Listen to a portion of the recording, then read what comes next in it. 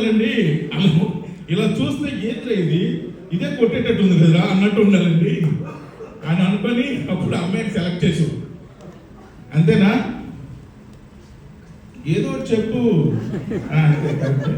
So నిజంగానే ఈ అమ్మాయి పేరు నేను జోక్ చేయట్లేదు, నిజంగా ఆ పిల్ల పేరు నాకు గుర్తురాదు కరెక్టే కదా?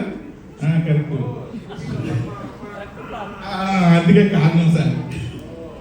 So excellent. కానీ ఇద్దరు చూడండి తాటి చెట్లలాగా ఎంత పొడవున్నారు హీరోయిన్ ఇద్దరును. ఎందుకు సెలెక్ట్ చేసాం? వాళ్ళిద్దరి కన్నా పొడవు ఉన్నాడు మా హీరో సందీప్ కిషన్. సో సందీప్ గారు ఎన్నోసార్లు సందీప్ గారు నేను సినిమా చేద్దాం ఎప్పటి నుంచో మేము వయసుకు వచ్చాము సినిమా అప్పటి నుంచి.